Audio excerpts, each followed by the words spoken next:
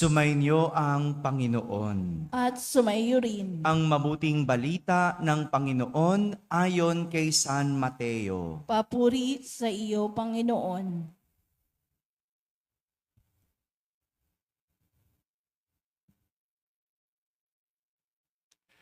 Noong panahong iyon, sinabi ni Jesus sa mga tao at sa kanyang mga alagad, ang mga eskriba at ang mga pariseyo ang kinikilalang tagapagpaliwanag ng kautusan ni Moises. Kaya't gawin ninyo ang tinuturo nila at sundin ang kanilang iniuutos.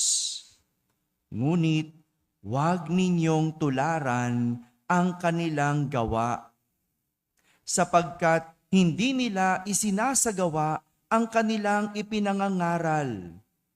Nagbibigkis sila ng mabibigat na dalahin at pinapapasan sa mga tao, ngunit ni daliri ay ayaw nilang igalaw upang tumulong sa pagdadala ng mga iyon.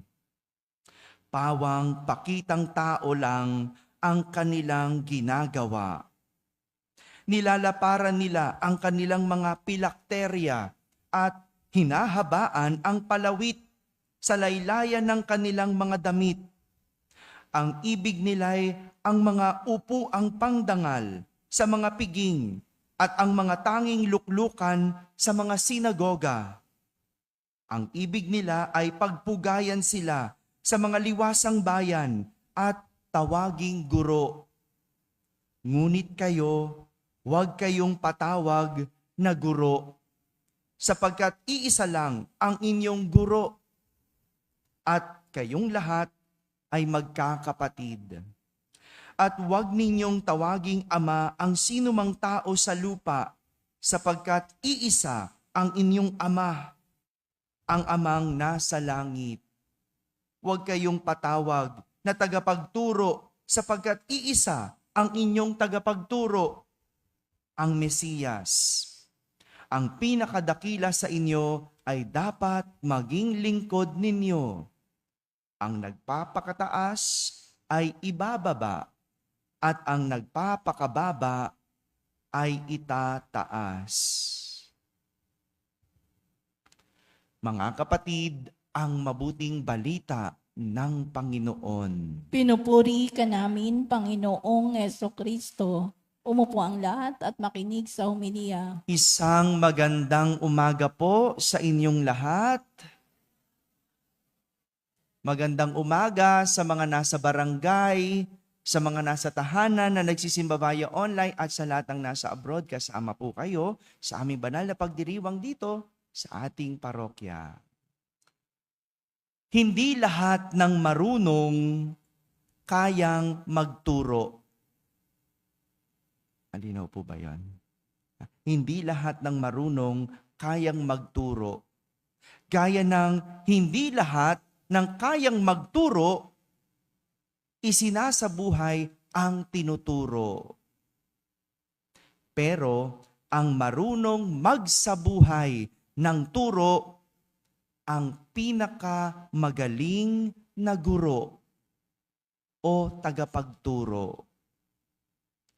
Ang marunong magsabuhay ng turo, ang pinakamagaling na guro. Mga kapatid, ito po ang nais ipakita ni Jesus sa kanyang mga alagad at sa mga tao tungkol sa kinikilalang tagapagpaliwanag o mga guro ng kautusan. Sino daw ang mga yon? Ang mga pariseyo at eskriba. Sila yung tagapagturo. Kaya nga, ang sabi ni Jesus, nagbibigkis sila ng mabibigat na dalahin at ipinapapasan sa mga tao. Ngunit, ni daliri ay ayaw nilang igalaw upang tumulong sa pagdadala ng mga iyon. Sa madaling salita, magaling lang magmando. Alam niyo ba yung mando? Magaling lang magmando, pero hindi marunong gumawa. Puro ngawa, walang gawa. Ang tawag ni Jesus sa kanila, sa kanilang ginagawa ay pakitang tao. Ang galing mag-utos pero hindi nakikita sa gawa. Puro turo pero walang gawa. Kaya nga, ang babala sa kanila ni Jesus, gawin ninyo ang kanilang tinuturo at sundin ang kanilang iniutos. Ngunit huwag ninyong tularan ang kanilang gawa, sapagkat hindi nila isinasagawa ang kanilang ipinangangaral. Hindi sinasagawa ang ipinangangaral.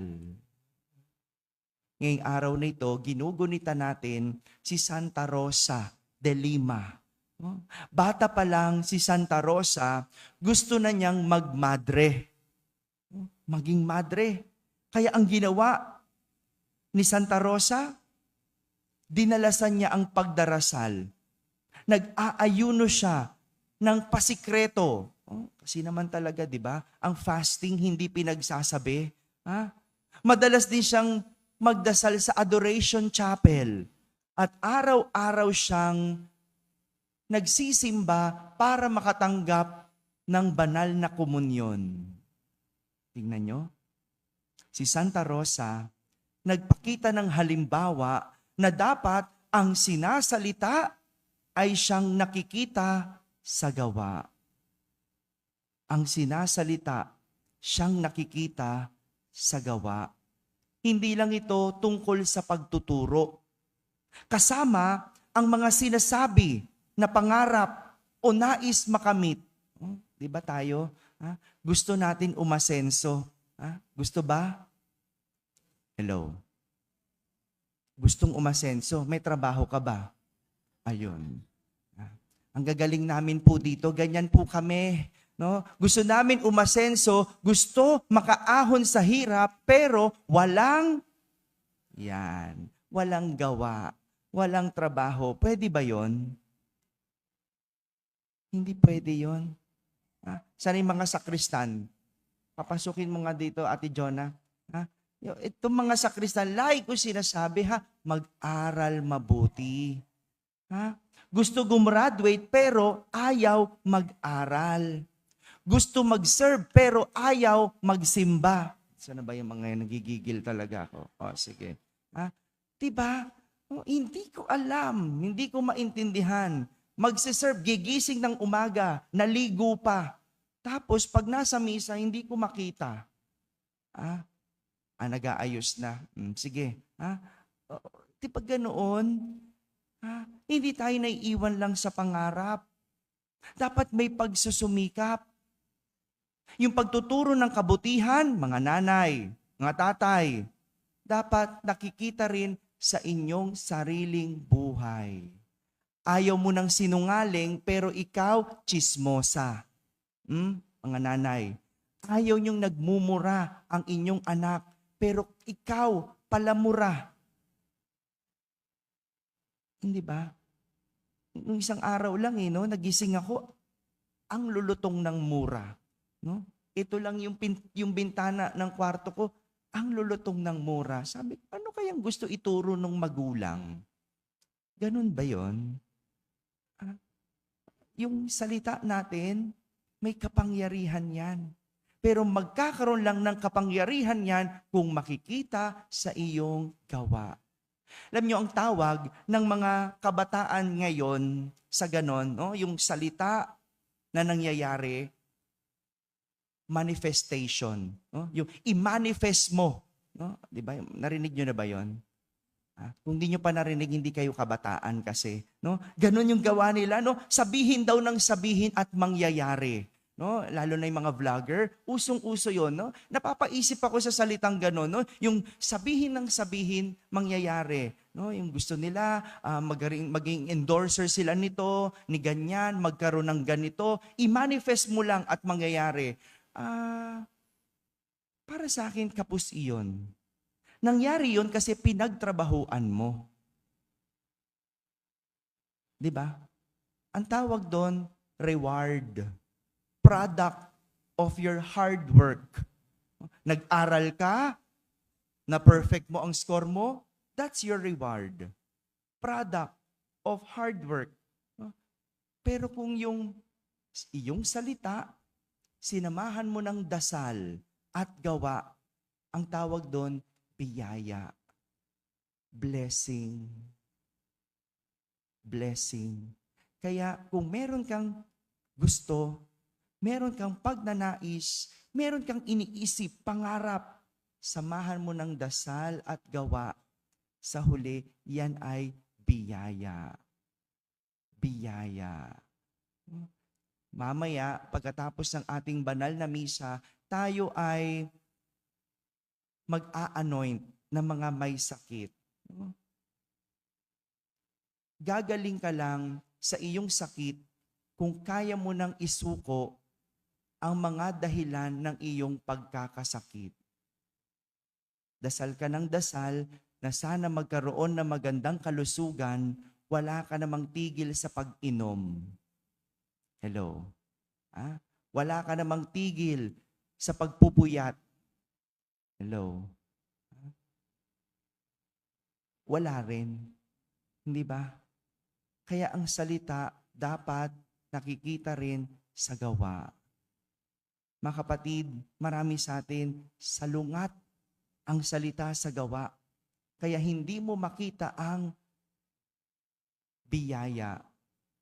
Hindi makitang biyaya kasi ikaw ang numero 1 sumasalungat. Itong hamon. Itong nais pakita at ituro sa atin ni Jesus. Ang iyong salita makita sa gawa at sa huli ito'y magiging iyong biyaya. Amen. Amen.